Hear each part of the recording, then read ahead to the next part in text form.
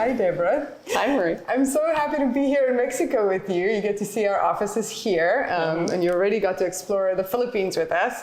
So it's been a minute, and I think it's about time that our community and our team members get to know you a little bit better. I love it. So if that's okay with you, I'm going to ask you a few questions. Oh, hot seat. Okay. All right, I'm ready. Describe yourself, like personally and professionally, in like 3 words. What would those 3 words be, and why? I think the first one that comes to mind is traveler. Yeah. So throughout my career, I've changed roles. I always changed industry. I mean, I started in hospitality and hotels, and then banking and manufacturing, and now the BPO industry. So I've been all over the place. Yeah. So I've traveled. I always go to new landscapes, and I feel like that gives you a chance to learn something new. And personally, that resonates too, because I love to travel. Yeah. So that's definitely a big love of mine. Second, I think my friends and family and work would all say loyal. Yeah. So I really care about the people I work with and my family. You know, I'm a little bit of a ride or die, you know, so I'm somebody that people can count on. And the third thing I think is a little bit funny, because I'm not super muscly, but I would say warrior, just because I have a strong personality. But the biggest piece of that is more I'm a big believer in resilience.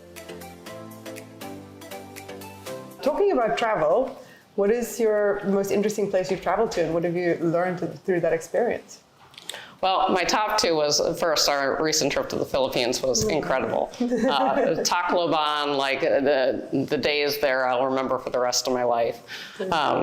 For me, over the course of my life, I think the most transformational was the first time I came to Mexico. Yeah. So I grew up in Wisconsin, and actually more in northern Wisconsin, which is isn't very diverse. Yeah. It's very homogenous. And so the first time I went to Mexico, it was like, whoa, but in a good way, you know, the juxtaposition of wealth and poverty. Yeah. And it just gave me a tremendous sense of gratitude, right? You see yourself differently in the world landscape for the first time, and it was a really transformational experience.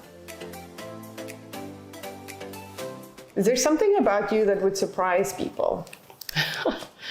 I think being the fact that I work in HR on a people team now, which is you know, usually sort of like a very corporate sort of management job. I think a lot of people are surprised when they learn that in a former life, yeah, I was a full-on trajectory to be a Spanish professor. Oh. So yeah, I have a master's degree in Spanish literature. I almost became a Spanish professor, and HR found me. So, so it was a very big shift career-wise. What is a book that you're currently reading, or a podcast that you're listening to? Like, what are you consuming right now, and what are you getting out of it? I actually asked for all of the Brené Brown books for the recent holiday, and so I'm going through all of them again. Yeah. And I think that the ones that I'm currently looking at is Dare to Lead, and I thought it was just me, but it isn't. And it's about the journey of, am I enough? So what are some of your hobbies and interests outside of work? My wife and I, we bought an RV. Oh. So we have the pickup in the trailer, and so our absolute favorite thing is taking the RV to the national parks. Oh. So we're slowly making our way around. I also want to go to Banff in Canada. And my absolute happiest place is if I'm with my 2 little boys and my wife and maybe some family, and we're going on a hike in a national park or some beautiful journey. So the next question that comes to mind is, what is like a personal mantra of yours? When you know better, do better. Mm-hmm. Okay. And so Maya Angelou said, you do the best you can, and then when you know better, you do better. How do you describe you in a song? I don't know how much it describes me or not, but the one that I would pick is I Will Survive.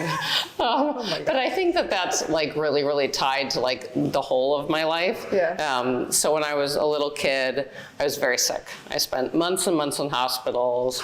I had doctors telling my mother that I wasn't going to make it, and you know, my lungs had a lot of troubles and were shutting down. I had a lot of surgeries, and I used to just get like angry. Like I'd get angry at the doctors, but like in a healthy way.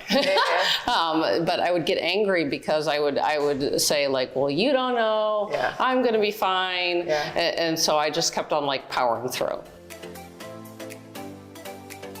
When you talked earlier about being a Spanish professor, it brings up a question for me about what has been the most unusual, interesting job that you've had?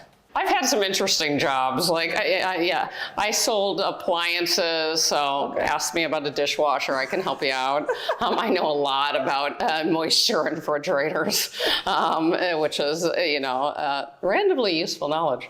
I was a telemarketer, but a telemarketer in a call center that sold mortgages. And I was horrible at it. And so I have just a tremendous amount of respect for individuals that can do that work and do it really successfully. Cold call sales is really, really hard. And I know that, I see it, I lived it, and it's wow. The people that knock that out of the park, I'm so impressed by.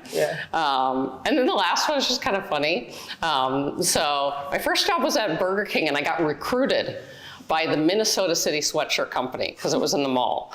And they offered me 25 cents an hour more, which was a big deal. Like I went from like $5 to $5.25. So this was like big money.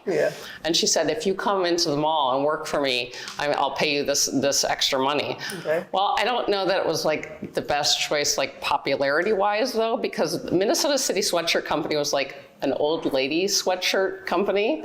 And so it was like embroidered birds, right? And like doily collars, but on a sweatshirt. So it was like embroidered like blue jays, cardinals, a beautiful chickadee on a wreath, with like a doily collar. And you had to wear it, like you had to wear the swag. So I'd stand in the mall and be like, you like my cardinal? And so anyways, but I was good at it. What was a pivotal moment in your career and what did you learn from it? I can still remember it actually. It was some really hard feedback I got. And actually the feedback, when I received it, I didn't agree with it. Like I completely shut it down. I was like, that's not true, and so it was funny. So it was actually a former manager of mine. His name was Jeffrey. He was at US Bank. He was a great manager. And I think it was during review time, but he had given me the feedback that I wasn't resonating and connecting with the managers well, right? That they didn't really feel seen or heard by me.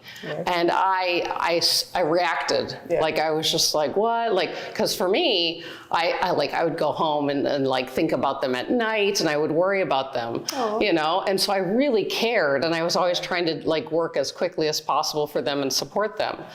But the missing gap that I didn't realize was I was so trying to be efficient. Nobody wants to call HR like, the attendance policy is blah, blah, blah, and, click. I wasn't building the relationship and like just seeing them holistically and seeing like, wow, this must be really stressing you out, or what would you like to do?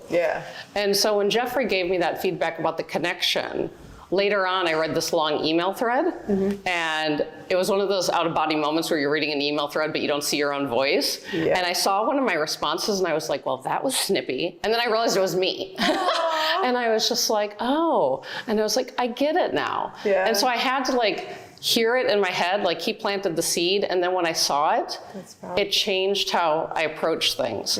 Because I had the empathy, but I wasn't delivering it. And so Jeffrey gave me the most valuable piece of feedback for my whole advice, and it really has changed how I entirely operate. What advice would you give to people who want to enter your world? I would say just do it and don't be fearful. When I started in HR, I mean, in my case, I started as an HR coordinator. And I was lucky that I had a connection and came in, but it was a part-time job. It was a part-time job. I did bulletin boards. I decorated the cafeteria. I did filing. And I didn't feel like, oh, I have a degree, like this is too basic. I was like, great, and I came in. But by starting at the bottom, that allowed me to learn about the company, learn about the principles, and then from there I could continue on. And so I was able to, I had a wonderful mentor. I had a VP of HR that sort of took me under her wing. Yeah. I'll never forget her. Karen Spindler, you know, one of those leaders that you remember for your whole life. And she would call me on the phone. She'd be like, Miss Hamill, it's Karen Spindler. And then she'd proceed to teach me something, or we'd talk about something. And it was incredible. And so you go in and you try, and then don't be fearful of doing something that you don't know. What are you most excited about leading the people organization at Boldr? I think the biggest thing is that in my career, there's been different types of HR departments that I've encountered. Mm-hmm. And I'm really opinionated on what it should look like. Yeah. Because I've seen a lot of companies that have a people department whose focus is the company. Mm-hmm. It's all about protecting from risk, and that's their alliance. And certainly you have to do that, right? Like we have to be responsible. But for me, it's really more about how do you do that without losing your humanity? How do you take care of the team members, but also make sure that the company's okay? And that's possible. And that's really how you approach conversations. The way you go about that completely changes the tone in the organization. And that's really, really powerful. And the other thing I'm just really excited about is I feel like with Boldr, with how we're focused on development and learning, I really want to achieve this vision of that everyone who walks through our doors has the opportunity to reach their fullest potential. I love that. Yeah. Amazing. Thank you. Yeah, thank you.